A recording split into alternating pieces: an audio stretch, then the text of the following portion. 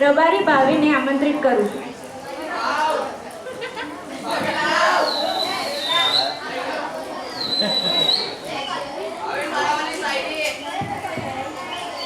અહીંયા આવેલા sir madam અને વિદ્યાર્થીઓને મારું ખૂબ ખૂબ નમન.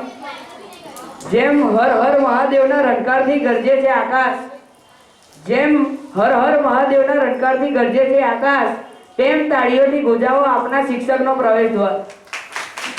તો એવા આપના ગુરુ શ્રી મિતેશ સર, જેને આપણે ગણિત અને આંકડાઓની અટપટી માહિતીથી પરિચિત કર્યા છે, તેમનું હું તાળીઓથી હાર્દિક સ્વાગત કરું છું. રોટલો કેમ રડવો નહીં, રોટલો કેમ રડવો તે નહીં, પણ દરેક કોળિયાને મીઠો કેમ બનાવો તે શીખવાડે એ ગુરુ. આવો Mitesh sir.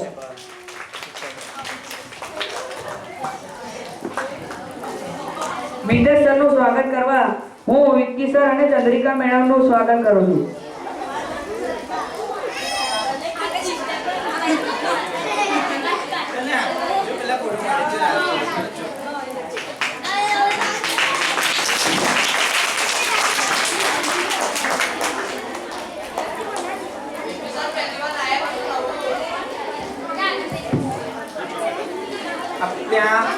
Mitesh sir last યરથી આપણી સાથે જોડાયેલા છે અને 9મા 10માની અંદર મેથ્સ સબ્જેક્ટ માટે મારે અત્યાર સુધી જે છે જોવું નથી પડ્યું મેથ્સ સાયન્સ માટે.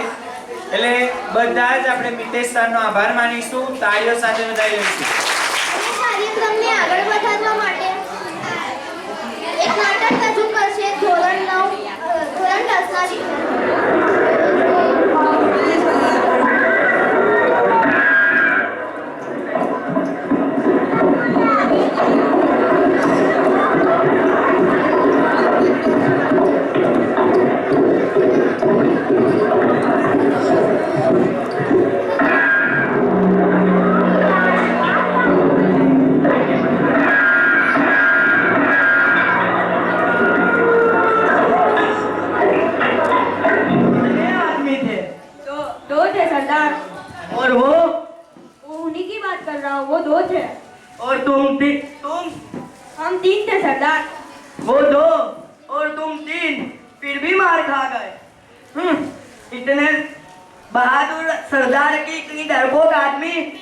सरदार, वो तो देख ही लिया कि कौन डरपोक है और कौन बहादुर। छोड़ो उस सबको। वो 2 और तुम 3, मतलब उनका एक आदमी ज्यादा था। बहुत नाइंसाफी है। नहीं सरदार, हमारा एक आदमी ज्यादा था, हम 3 थे ना। मतलब उनका एक आदमी ज्यादा होता तो बराबर होते। सरदार, हमारा आदमी एक एक्स्ट्रा था। कौन था एक्स्ट्रा? हमारा आदमी एक एक्स्ट्रा था।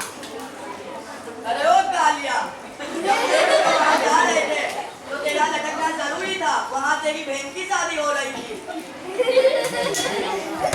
वहाँ दादिया खेलने थोड़ी ना गए थे कि अपना एक पार्टनर ढूंढने बैठता। और वैसे भी आपने और आपके कहीं साहबा ने तो कहा था कि एक पार्टनर ज्यादा लेकर जाना, और 2 से बेहतर 3। 2 से बेहतर 3? अरे ये 2 कितना होता है रे? जब 1 और 1 मिलता है तब 2 होता है सरदार। और 3? जब 2 में 1 मिलता है तब 3 होता है सरदार। अरे बहुत कंफ्यूजन है, मिलावटी कंफ्यूजन है। अरे सरदार, कोनो कंफ्यूजन नहीं है। अगर बचपन में स्कूल जाकर पढ़ाई कर ली होती तो आज ये चीज देखने की नौबत ना आती। और वैसे भी ये सारा गांव अनपढ़ है, और एक ठाकुरी एक पढ़ा लिखा था, लेकिन उसने भी अपने हाथ काट लिए। तो वो अब स्लेट पकड़े तो पकड़े कैसे? ये बोलना जरूरी था। सॉरी सरदार।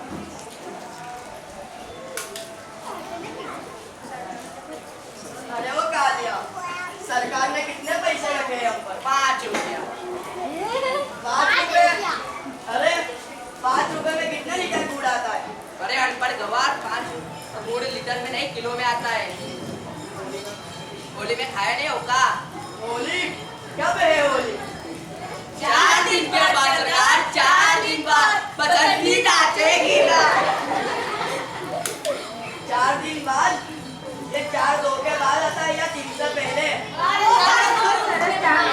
નાટક કર્યો. હવે પ્રોગ્રામને આગળ વધારવા રબારી ભાભીને આમંત્રિત કર્યું. એટલે તે નહીં જે માત્ર કપકો શીખવાડે. ગુરુ એટલે તે નહીં જે માત્ર કપકો શીખવાડે. સંસ્કારોને જીવનમાં કંડારે, સ્વપ્નોને સજીવન બનાવે અને બંને વચ્ચે સંતુલનનો પાઠ બનાવે. તો એવા આપણા ફાલ્ગુન સર જે આપણે વિજ્ઞાન જેવા વિષયની માહિતી આપીને આપણને વિજ્ઞાનથી માહિતગાર કર્યા છે, તેમનું હું હાર્દિક સ્વાગત કરું છું. શિક્ષા એ જ શિક્ષક આપે છે જેને આપણે આપણા હોવાનો હક આપીએ છીએ. બાકી પારકાઓનું તો શું છે, એ ઠોકર વાગે તો પણ માફી માંગીને જતા રહે છે. ફાલ્ગુન સરનું સ્વાગત કરવા હું રાજભાઈને સ્ટેજ પર આવવા નમ્ર વિનંતી કરું છું.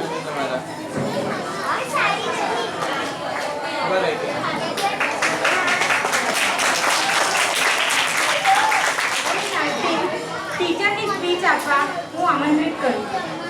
भगवान को भी भगवान बनने के लिए गुरु का ही ज्ञान काम आया था। माँ ने तो उंगली थाम के कहा था चलो, पर चलना कहा था ये तो गुरु ने ही सिखाया।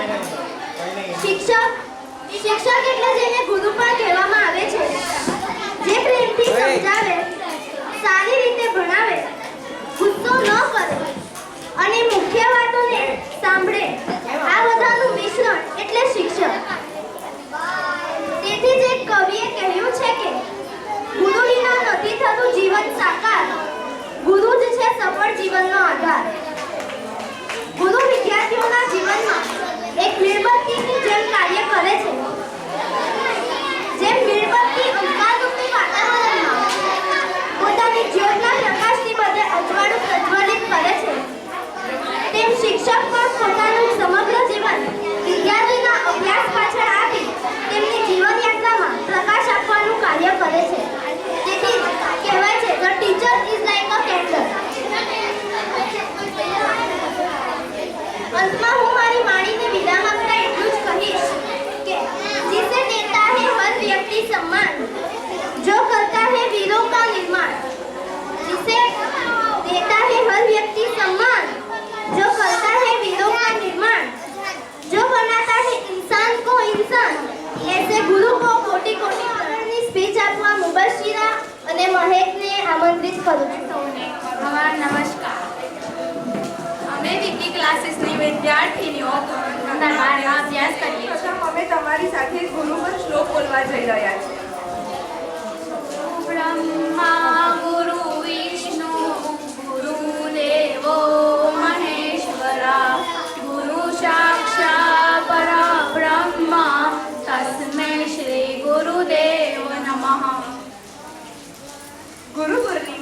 અષાઢ માસની પૂર્ણિમાના દિવસે ઉજવવામાં આવે છે.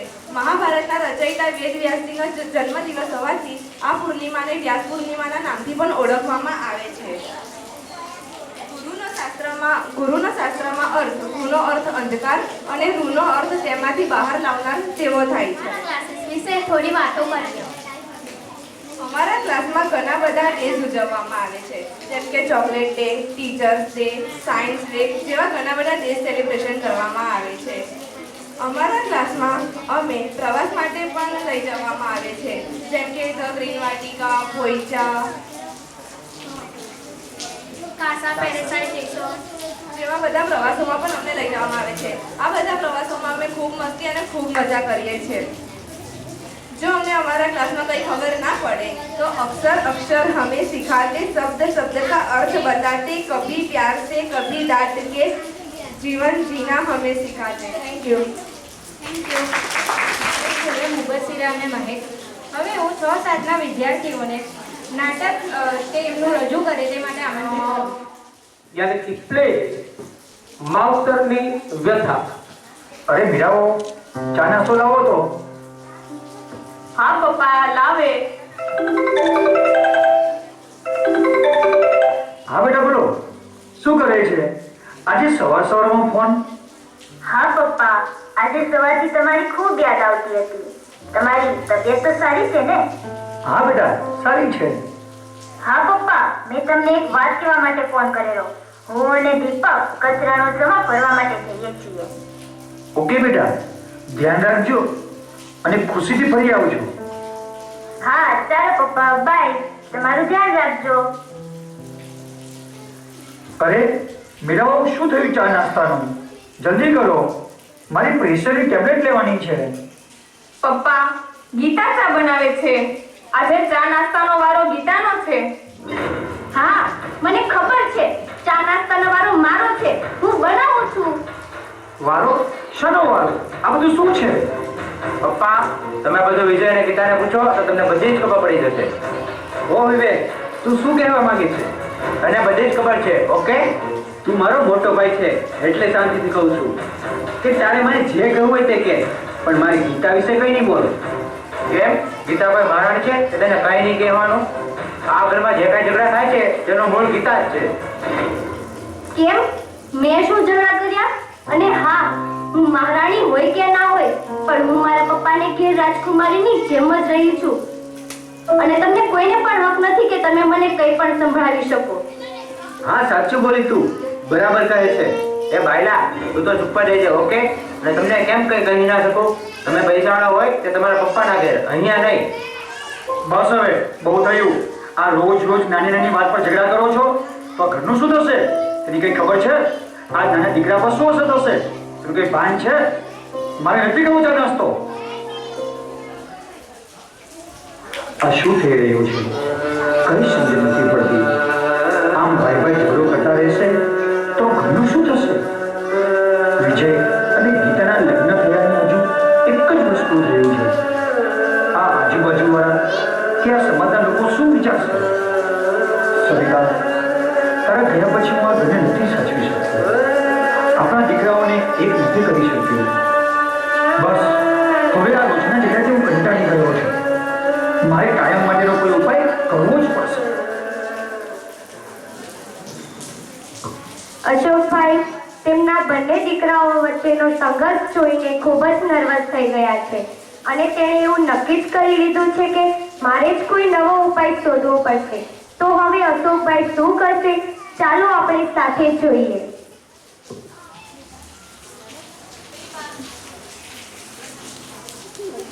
ઓહ, આજે તો રસોઈમાં ગીતા બહુનો મારો લાગે છે. હા, આજે બપોરની રસોઈનો વારો ગીતાનો અને સાંજની રસોઈનો વારો મારો છે. ભાભી, પપ્પાએ તમને પૂછ્યું નહીં ને? તો પછી મને બોલવા દો ને. તમે શા માટે વચ્ચે બોલો છો? હા પપ્પા, બપોરની રસોઈ હું જ બનાવું છું. બેટા, તમે આમ તારો મારો વારો કરવામાં જુદા પડતા જાઓ છો. જો તમે બંને સાથે મળીને રસોઈ બનાવશો ને તો એની મીઠાશ કંઈ અલગ જ હશે.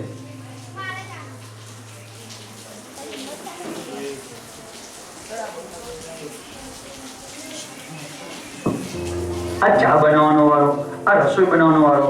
બેટા, મારા અંતિમ સમયે પાણી પાવાનો વારો નહીં રાખતા, નહીંતર હું પાણી પીધા વગર જ ઉકલી જઈશ. અરે બેટા વિજય, તું પેલી ખોડિયા નગરમાં દુકાન રાખવાનો હતો, તેનું શું થયું? હા પપ્પા, લેવાની જ છે. 25 લાખ થાય છે તો 12.5 લાખ હું કાઢીશ ને બાકીના 12.5 લાખ વિવેકભાઈ કાઢશે. હા તું શું કહે છે? 12.5 લાખ છે ને? ગીતાને પાર્લર બનાવવાનું છે એટલે દુકાન લઈએ છીએ અને આપણે બંને ભેગા રહીએ છીએ એટલે અડધા તો તમારે જ આપવા પડે ને. ઓકે વિજય, તને તો તારા સસરા આપી દેશે, પણ મારા સસરા એટલા કેપેબલ નથી કે મને આપે. તો એ બધું અમારે નથી જોવાનું, ઓકે? અને હા, જ્યારે તમે ધંધામાં નુકસાન કર્યું ને ત્યારે વિજયે જ તે પોતાની બચતના 10 લાખ રૂપિયા તમને આપ્યા હતા. હવે તમારો વારો છે, ઓકે? અને હા, તને ખબર ન હોય તો કહી દઉં, જે સમયે વિજયના લગ્ન નહોતા થયા. હા, હું તે જ કહેવા માંગુ છું કે તે ભણેલા ના હતા છતાં પણ તેમણે તમારી મદદ કરેલી અને તમે એક છોકરાના બાપ બન્યા પછી તો તમે તમારી જવાબદારીને સમજો. એ વિજય, તું તારી બહેરીને સમજાવી દે કે નાના મોટાનું માન રાખે. બસ હવે બંધ કરો, કોઈએ કઈ બોલવાનું નથી. આ બધું શું છે? સાવ જાનવર જેવા છો. તમારી મા ઉપર બેઠી બેઠી શું વિચારતી હશે? અને હવે તમારા રોજના ઝઘડાથી કંટાળી ગયો છું. આ કરતા હું તમારી મા પાસે જતો રહ્યો હોત તો સારું હોત. કાલે તમે બંને કરી રહેજો, હું કાળો કાકાને બોલાવી દઉં ને તમે બંનેને અલગ કરી દો એટલે બધું જ સારું થઈ જશે.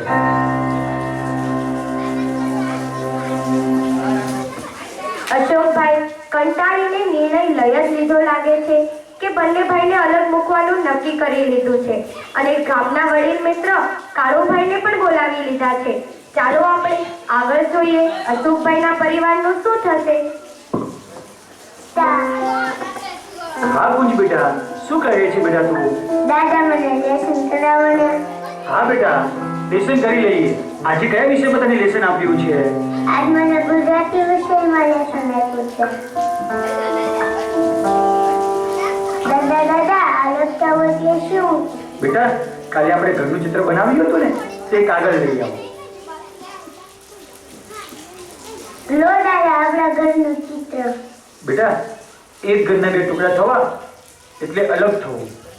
આ ઘરમાં કાં તો તારા પપ્પા રહેશે કાં તો તારા કાકા.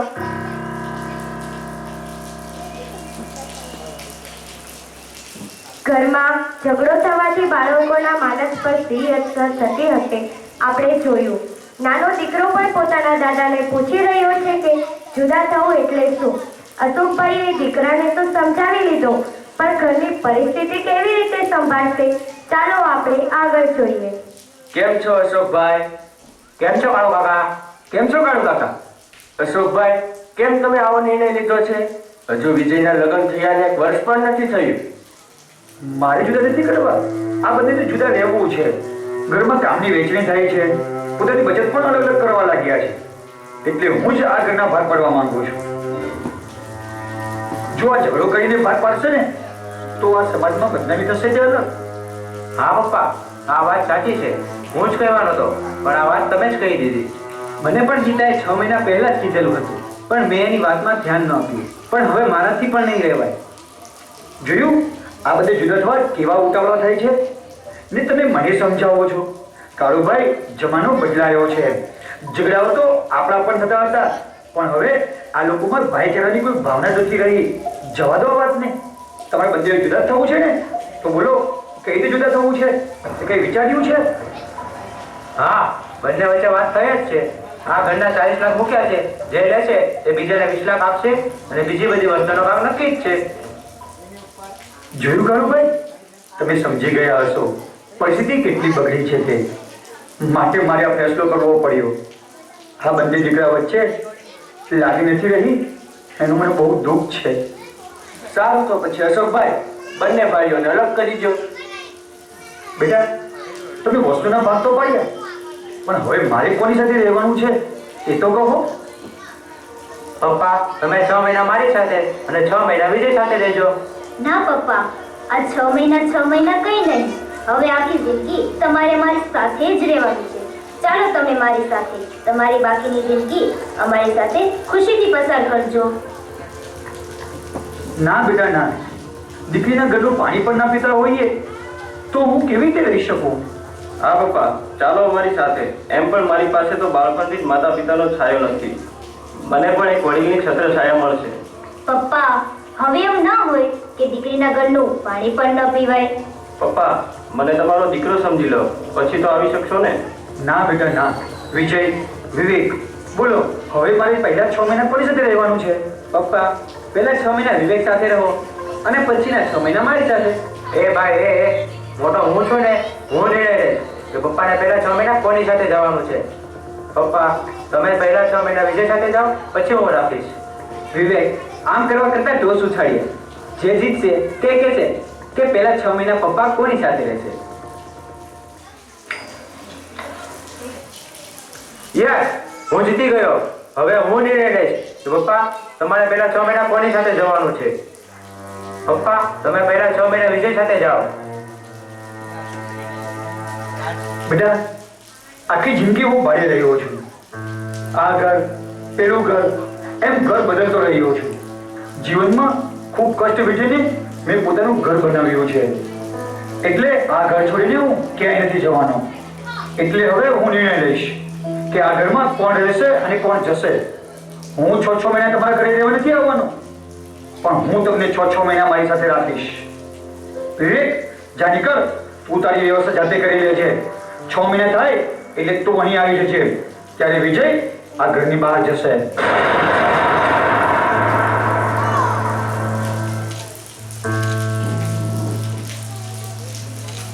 દાદા દાદા,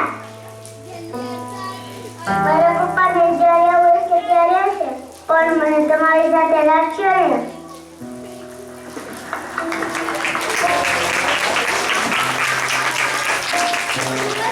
એક સામાજિક સંસ્કૃતિને લગતું નાટક હતું.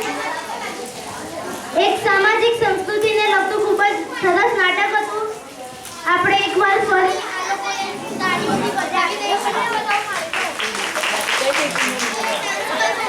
માટે આવશે ધોરણ 12 ની વિદ્યાર્થીનીઓ.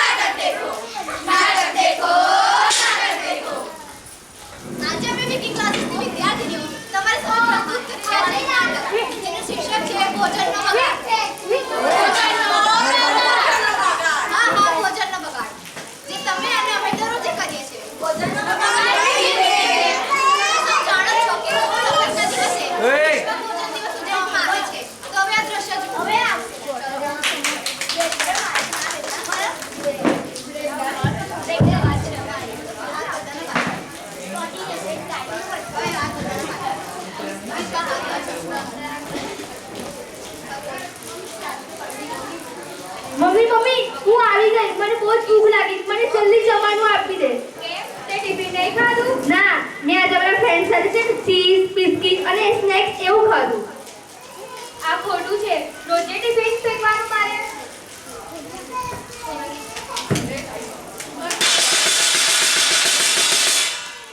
તો હવે આ દ્રશ્ય પર જુઓ.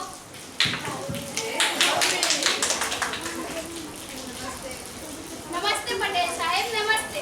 હા હા નમસ્તે. મારા દીકરાનું લગ્ન છે, તમે ફટાફટ હાથ ચલાવો. મજાક થોડી છે. ભોજન કેટલા જણને રાખવાનું? ઘરવાળા અને બારાતવાળાને મળીને 400 જણ છે, પણ તમે 100 જણનું ભોજન તૈયાર કરો. સારું. આટલું બધું ભોજન વધી જશે.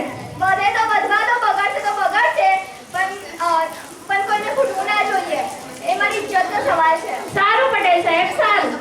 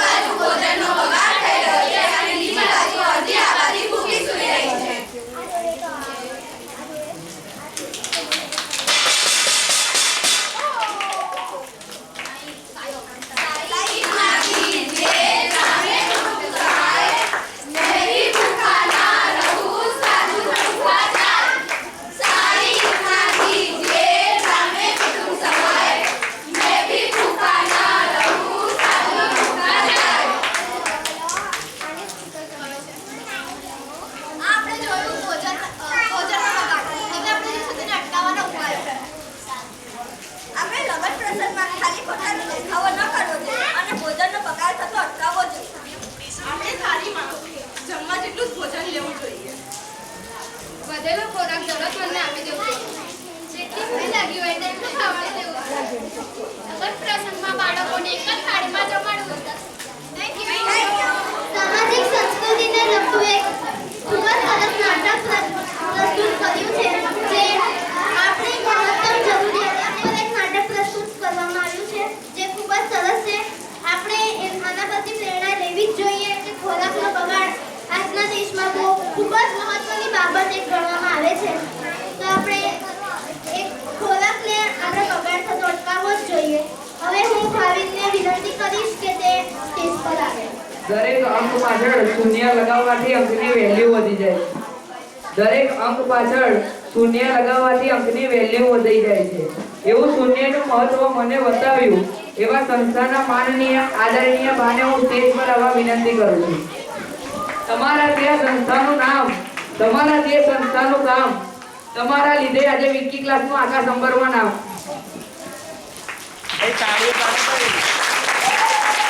ભારત માટે હું પ્રિન્સિપલ મેડમ, ધોની મેડમ અને ચંદ્રિકા મેડમને સ્ટેજ પર આવવા નમ્ર વિનંતી કરું છું. ભાઈ તાળીઓ રોકાવી ના જોઈએ.